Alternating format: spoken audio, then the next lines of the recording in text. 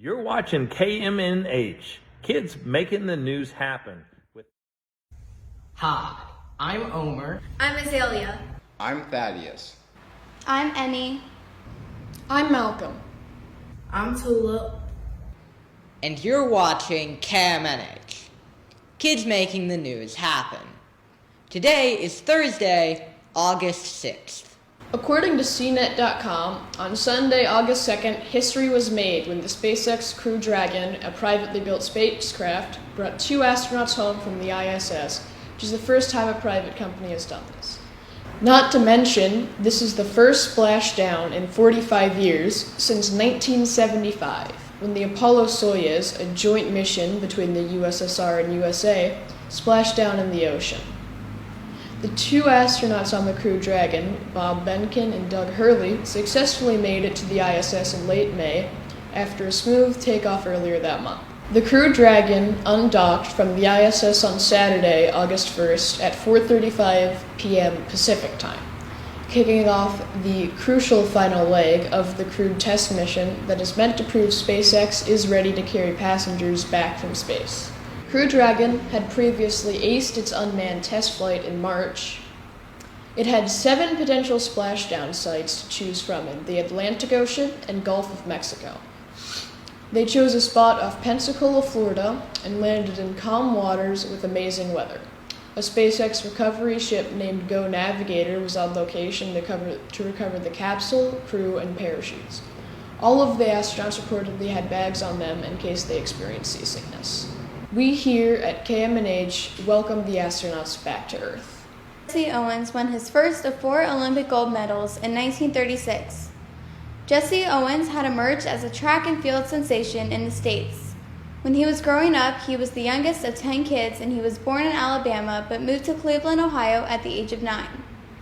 When asked by a teacher to say his name, he always replied JC, but due to his heavy Southern accent, they thought he had said Jesse. The name stuck, and now he is known as Jesse Owens. He worked many jobs as a youth, like delivering groceries and repairing shoes, until he realized that his passion was running.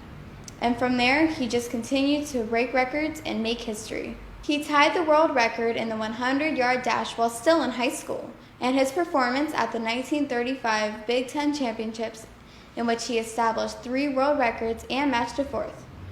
He specialized in running and long jumps. According to biography.com, he received the international fame in the 1936 Summer Olympics that took place in Berlin. As an African American, his superior athletic ability was proof to the world, Germany, and Hitler that everyone is equal. Don't have plans outside. Now it's the time to make them. I'm Tulip, and this is your weekend forecast. We're going to have plenty of sunshine on Saturday for Happens Flower Sale. It starts at 10 a.m. I will be there along with the rest of the KMNH team. So don't miss it and get outside and enjoy. On Saturday, August 8th, the Happen Teen Hall Garden Club will be hosting a flower sale. The flower bouquets will be sold for $8 each. The flowers are all grown at Happen's Hofner Garden, and the flower sale will be taking place from 10 a.m. to 1 p.m. The address for Happen is 4201 Hamilton Avenue. The garden club is part of Happen's Earn and Learn group, and all flowers are grown by seed and transplanted from pods to the garden. The group will also be learning how to properly cut and bouquet flowers. The garden club will be waking up very early because they have to start picking flowers at 6 a.m. in order to have enough time to set everything up. All of the proceeds will go to the teens in Garden Club, so if you buy a bouquet, you are supporting us. There are also 2 volunteers, Leslie and Pat, who both have lots of gardening experience and will be helping the group cutting flowers and the group making the bouquets. The Happen Garden Club meets every week on Tuesday and Wednesday at 8 a.m. in the Hofner Garden, where they grow a variety of flowers and produce. The club has also done lots of work outside of the garden, spreading mulch and repotting plants along Hamilton Avenue. July 17th, 2020, the day he died. John Lewis, someone that should never be forgotten. We asked teens at Happen if they knew of John Lewis, and most of them didn't know who he was. John Lewis should be remembered everywhere and his legacy must carry on. John Lewis was an advocate for Black lives, a freedom fighter, and U.S. congressman. He primarily fought for the equality and justice of Black people, but he also was actively involved in the women's rights movement and a supporter of the LGBTQ+ community. His early childhood helped to shape his career and views as an adult. According to biography.com, growing up, he sometimes helped his sharecropper parents. He witnessed the Jim Crow laws segregate the country. He also witnessed the many brave voices who spoke up to the corrupt system that segregated and tried to degrade Black people. One person that spoke up was Reverend Martin Luther King. Lewis was inspired by King and other freedom fighters. When he grew up, he too would join Martin Luther and many others who committed their life to racial equality. In 1957, he attended the American Baptist Theological Seminary, where he was exposed to nonviolent protest. He organized many sit-ins at segregated lunch tables and also participated in the Freedom Rides of 1961. Though he faced verbal and physical abuse, he was determined not to give up.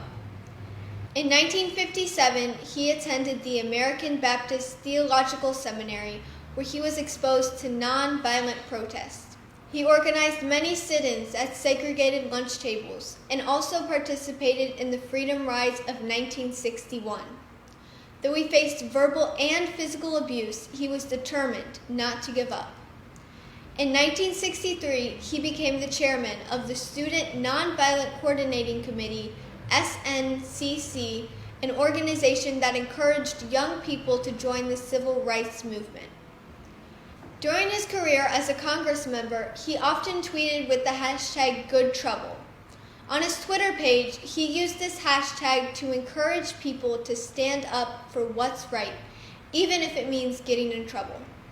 In a 2015 tweet referring to the Selma attack, he said, quote, "Even though I was arrested, I smiled because I was on the right side of history. #GoodTrouble." John Lewis was diagnosed with stage 4 pancreatic cancer in December 2019 and died on July 17, 2020 at age 80. Throughout his life, he encouraged young people to fight for what's right. We teens at Happen are going to carry his legacy and continue to make good trouble. Thanks for tuning in to KMNH, Kids Making the News Happen.